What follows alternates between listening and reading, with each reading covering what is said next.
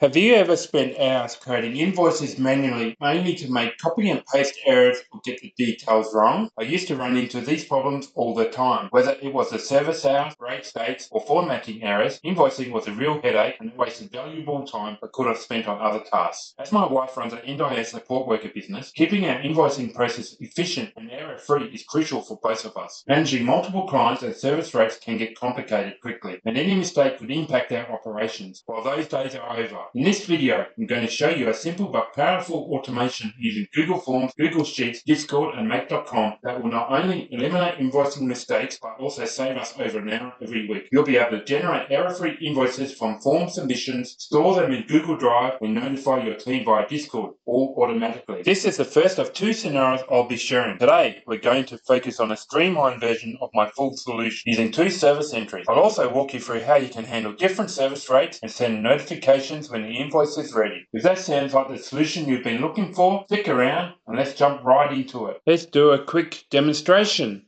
So I'll complete the support hour submission. To make this video shorter, I will speed up the form input and come back to you when it's completed.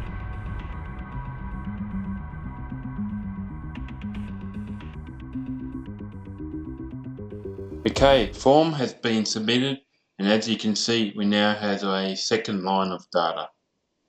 Right, we go to a scenario. I'll actually choose where to start from.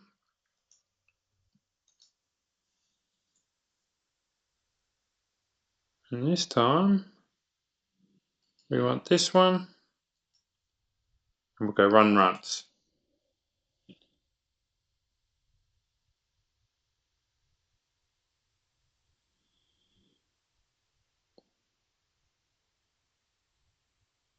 Okay, then we go to my Discord. You can see we've got an invoice to check. And then if we click on here, there we go. Perfectly filled in invoice. Okay, let's do the detailed walkthrough and we'll start with the Google form. First off, head off to docs.google.com and at the top left, click on the menu item and go to Forms. And from here, click on Blank Form. Now I use Google Forms because it's free. You could use any of the other forms that are paid. You might even get a better look and feel. Alright, let's start. Let's give this a form a name, which will be support as submission. The first question is name for the support worker. So short answer. I love the way it just knows what it wants. It's great. Email address. It's the second one. Again, it's to know we want a short answer. Third one is mobile number. And the fourth one is client name. Now this could be either a short answer, or if you know you have permanent clients, then you could go down with a drop down. Today we'll just go with a short answer. I like now to go with a new section. So right down the bottom here is an add section button. We'll give it a name of support hours line item 1.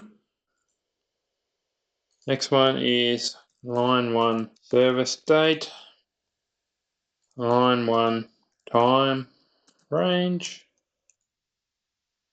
I like to put a description on this one, so example 11 AM to 1:30 PM. Okay, next one is line 1 number of hours, line 1 rate type. Now this one will be a drop down. We're a normal day, an evening, Saturday, Sunday, and public holiday. And finally, got line 1 description. Okay, let's go on to the next section. Now we're only doing 2 line items. Normal form, I have 8 of these, but to speed things up, we'll go with 2. Alright, first question. 1, 2, service date. 1, 2, time range. We'll add a description, e.g. 7 AM to 1:30 p.m. Line 2. Let's spell it correctly. 5 hours. This time we'll just copy and duplicate it from here, and then we can just drag it down, save all that typing, change that to line 2. The last one will be line 2 description. Okay, finally let's make all of the line 1 items required. Line 2 not necessarily, because maybe only the one job for this time period. Okay, that's done. Then we'll go to responses. We're going to link it to a sheet. We'll create a new sheet. Give it a name of support hours submission. Let's go create. That's it. And there's the spreadsheet. Okay, now that we've created the form, we need to submit the form so we can use this for the make.com scenario. To do this, we need to send the form. So we press the send button. We click on, you can email it to people. We can click on the little link here, copy that. If we paste that into the URL field, we can submit the form. So I'll quickly go ahead and submit the form and come back to you. Okay, I've submitted the form. As you can see, in the spreadsheet, we now have an entry. I've done 2 line items. Now that the form has been submitted, for the scenario, we need to create 3 sheets. As a reminder, all the resources will be provided to you free. A link will be in the description. One is for the support hours cross-reference. We use this to record the invoice number, who the client is, the total amount, whether we've been paid for the support hours, and the number of items, date for each of the 2 services, and the service amount. We also have an ID number here, which we'll use to create the invoice number, which I'll show you later. We also have the invoice processing status sheet, which is used to record the different stages as we process through the scenario. And finally, we have the client details. So these are the details for the client. The most important thing here is the client in column A. That needs to match the form name. The rest of it's just a date of birth, an NDIS number, who the payment invoice is going to be issued to, and some email addresses that we'll send the invoice to. Okay, and the last sheet we need is the company details, where we've got the worker's name, the ABN of the company, suburb, state, postcode, the insurance number, which is important in Australia, and then you've got the bank details and email address. Alright, I've logged into make.com and created a new scenario. First step is to grab the form that we've just filled in. So here you can type forms and here in the search, we can click on Google Forms here. What we're looking for is watch responses in Google Sheets. So we click on that one. Here we need to make sure we have the right Google connection. For me, this one. Just follow the bouncing ball. Okay. Now we do a search for the sheet. So in here it's called support hours submission responses. Sheet form 1 response. And then you can adjust the limit as you need. Okay. Choose manually for the first one. That will be the correct one. Click on OK. Now to help fill in the next modules we're going to create, we need to run this module one time only. And as you can see, it's picked up all form entries I filled in before. Okay, now that that's done, let's do the next module, which is we need to grab the ID, which we'll use to create the invoice number. To do that, we'll do a Google Sheets search rows module. Here we want to use that spreadsheet support hours cross-reference. Sheet 1, yes, where it has headers. So we're going to filter on ID. It needs to be numeric operators greater than or equal to 0. Be careful of that, because one time I had numeric time operator accidentally and it wasn't working. We want to sort descending, and again we're going to sort on the ID. That way we get the highest number first. It's a number field type and we want the first record only. Go OK. Now if we run this module only, we come back and we've got ID. Excellent. The next module we need is again another search record for a Google Sheet. Okay, this time we'll grab the client details, do a search for client details, sheet name equals sheet 1. This time we're going to filter, we want the client and we're going to map it to the form, client name, Steve Jobs in this. Okay, we don't need the order. And again, we only want one row. Alright, if we run this module only, and we've got Steve Jobs. Okay, there we go. We grabbed all the information for this client. Okay, we're finished with the Google Sheets search modules for now. Next up, we'll start creating some variables which we'll use in the invoices later. So we want to click on Tools. We want to set multiple variables. Okay, the first variable we want to create is rate normal. For these, I'm going to refer to a sheet. Use copy and paste. So to save time, I will speed this up.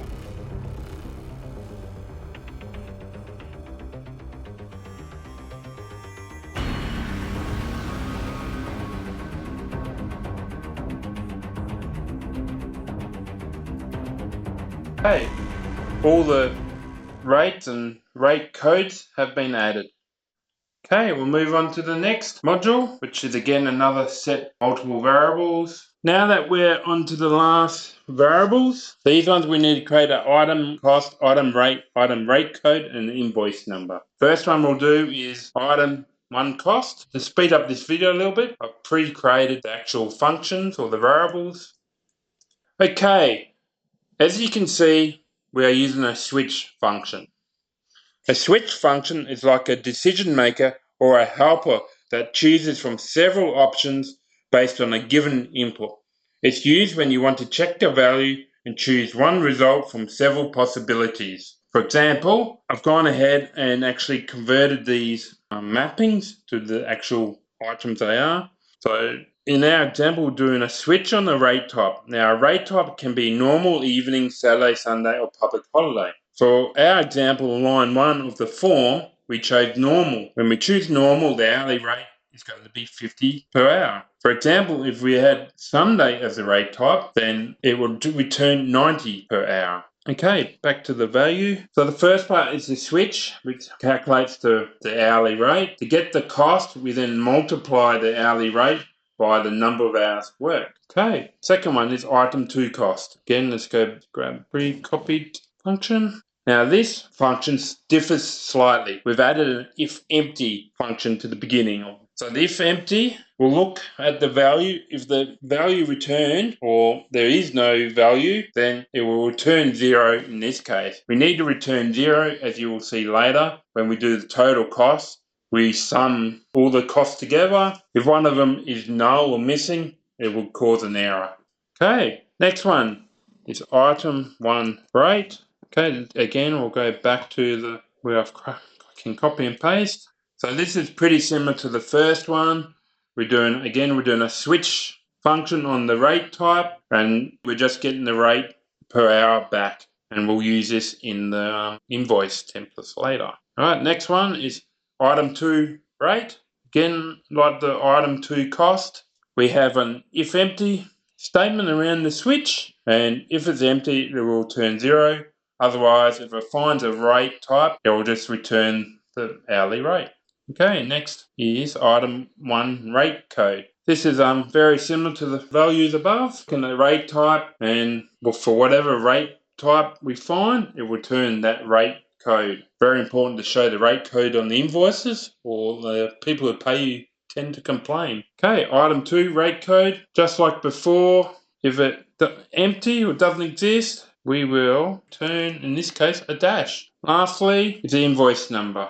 And I'll explain the invoice number, how we generate it. So first off, we start off with INV. It's just text. We then, remember, in the first Google Sheet search, we search for the ID. Here we're going to grab make it the next available ID, and we do that by converting to binary the value of the ID from the sheet, and then we sum it with +1. So for example, in our case, we have a 0, so sum of 0 and then 1 is 1. Then we go dash. Next we format the date of the now time. The format we want is day, month, year. And then what we do once we format it, we get split. We're going to split on the /, and in this case we want to get the third part of the split, which will be 2024. We then have another dash, and then lastly we grab the client name and we're going to do a substring, and we're going to get the first letter. So the way we do that is use substring, we use the client name, and then we grab the 0 as the starting point, and we want 1 character. This will give us the first character of that string. Okay, now it's time to add a record or a row to the Google Sheet. We're going to add it to the support hours, and we do that by clicking on Google Sheets. And then we want to add a row. Make sure you have the right connection, and then search by path. And we click on there, and our one is in the YouTube JJJ resources. It's in YouTube 3, and the one we want is the support hours cross reference. Sheet name, sheet 1. We have table headers. Now, so this video is not too long, I will speed up this next section, which is just populating this module from all the variables and Google searches we have done previously.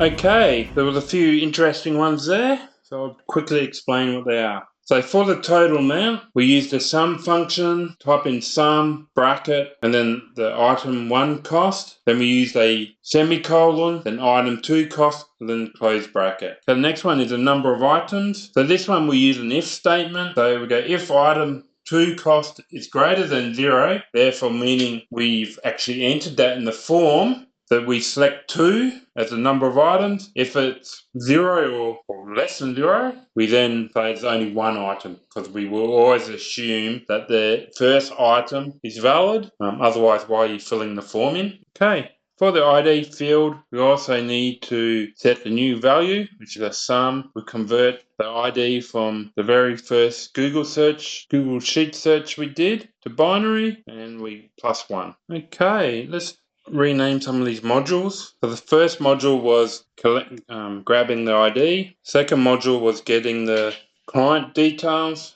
This module I'm just going to call setting financial. This module set cost rate variables, and this module was add row to support hours. Okay, next module, we need to grab the company details. We're going to click on Google Sheets. We're going to do a search rows.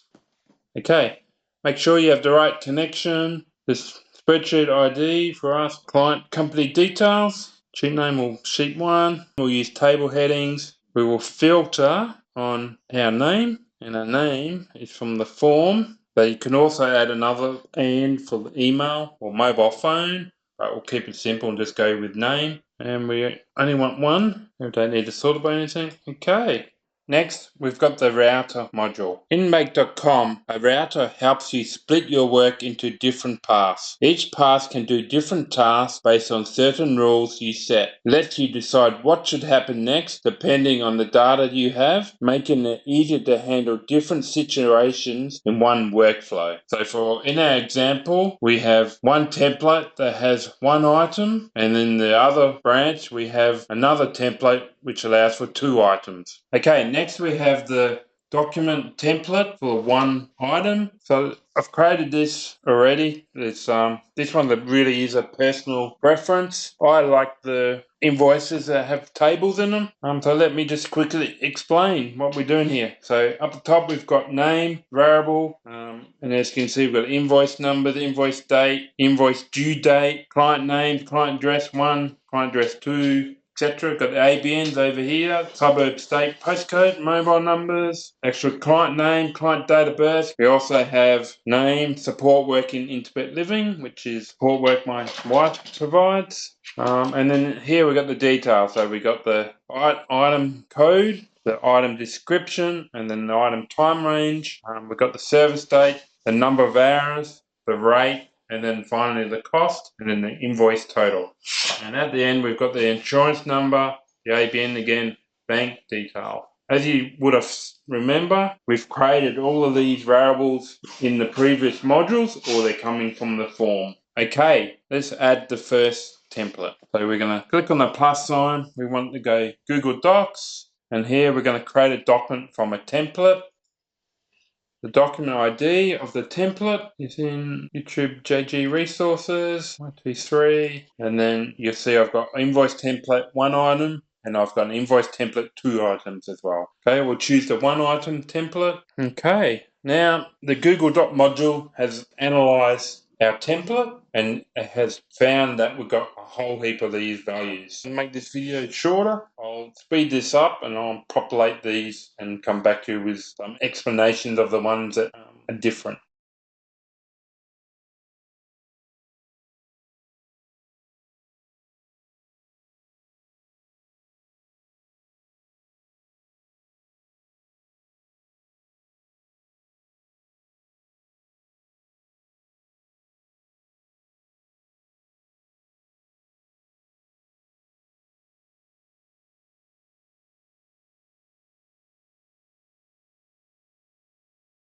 Okay, so I've completed all the variables for the template. Some of the interesting ones, we did a format date of now. You can find in the date part time here. I'm just clicking on now. Format, so is format date with capital D, brackets, now, semicolon, and then DD dash MMM dash YYYY, close bracket, and that gives me a nice format date. Okay, for the inverse due date, we have a format date wrapped around an add days. So we add days by doing the add days function, bracket, now, semicolon 7 for 7 days, close bracket, and it's important to have the semicolon after the add date function, and then we add the format the date again. It's day dash month dash year, close bracket. So we have the title. It's a repeat of the invoice number with the invoice prepended to it. Okay, final step for this Google Docs module is to pick the new document location. So here, what we do is we will map it this time, and in the client sheet, where that one is this one here. We have the client folder ID. Okay, now the good time to create the client folder.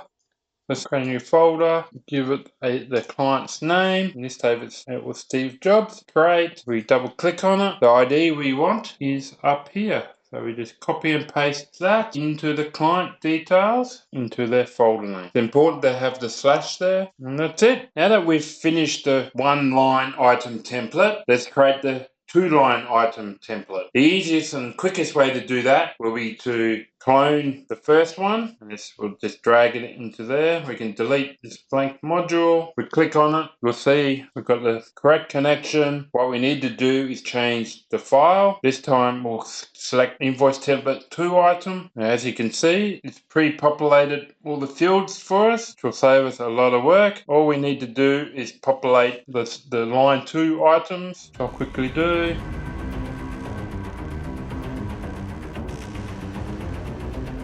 Okay, the last one is now a sum. So we got a sum of item 1 cost and a sum of item 2 cost will give us the total. The other one is the format date. We also need to format this date. So format date, and we want day dash month dash year. We also need to do that for the item 1 date. Okay, should be it. I need to go back and fix the date in this one because I'm pretty sure for the service date we didn't format it. So we need to add that. Format date, semicolon.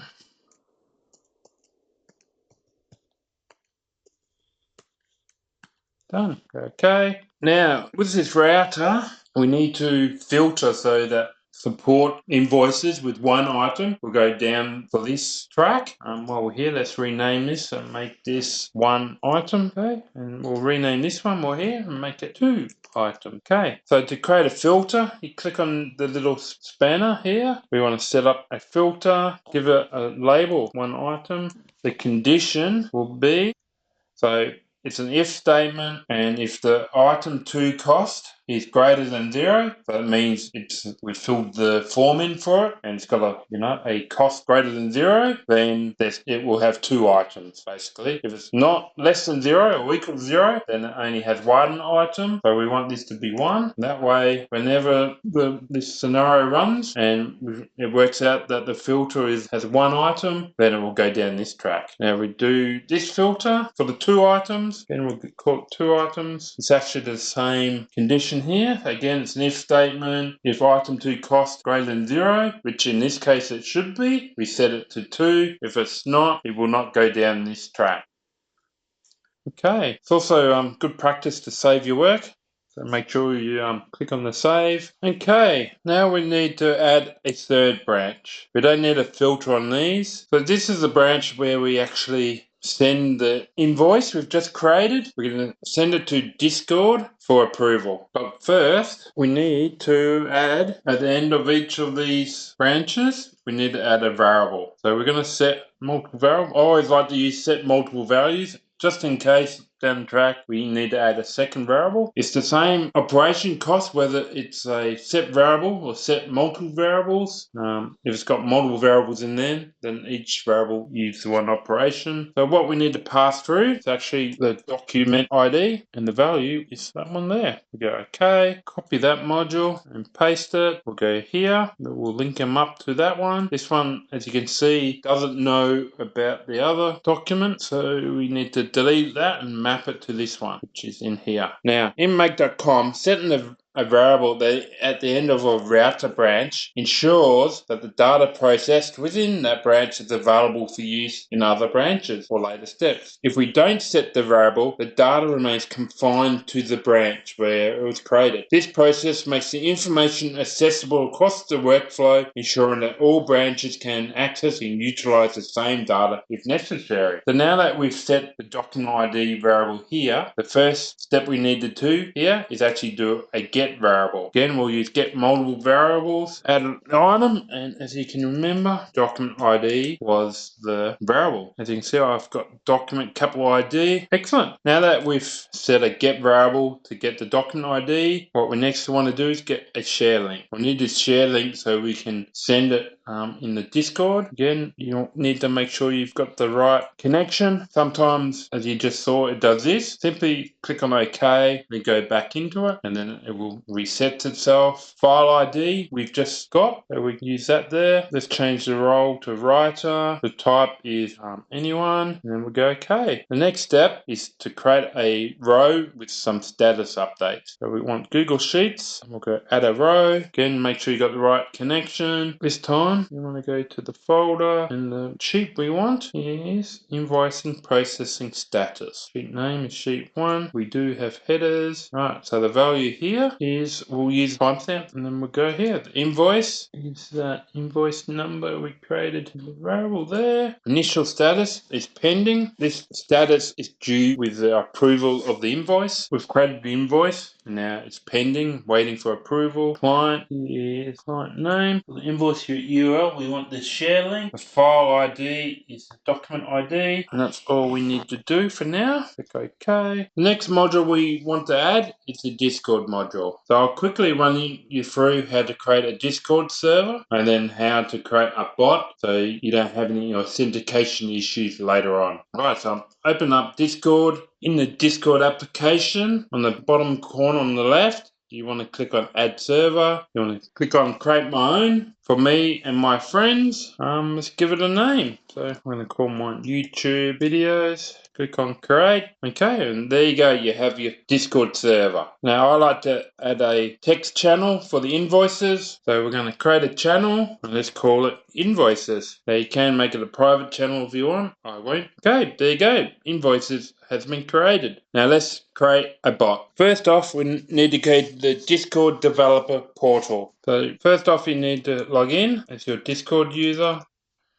Right, as you can see, I have a couple of applications already. What you want to do is click on New Application. Right, let's give it a name. YouTube Bot for JJ. You want to click on and accept the terms of service. Okay, let's give it a quick description. Okay, save your changes. You can upload an image if you want. Don't have to. Right, then once you've done that, you want to go over here and click on OAuth 2. Copy your client ID. Make a note of it. You want to click on Reset Secret. Yes, do it. Enter your password again.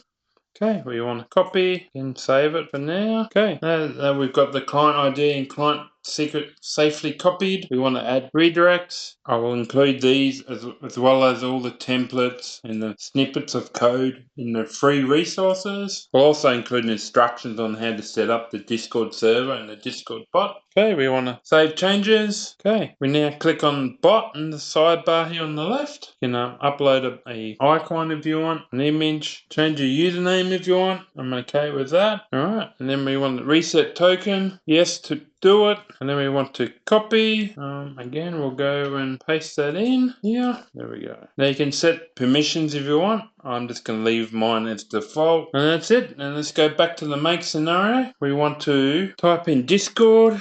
And we want to send a message. We want to click on add, give it an appropriate name. I like to put the actual email address, that's my username. I won't in this instance. Discord YouTube videos. Click on advanced settings. And then we want to copy and paste the bot token, the client ID, and the client secret into these fields here. Remember, we have them saved. First one, want the client ID and the client secret. Oops, you don't want to be careful you don't grab any extra spaces like I almost did then. You want to select all for bot permissions and then click on save. Okay, you want to select a server. So in this case, it was YouTube videos. Click on continue and then authorize. Yes, I'm a human.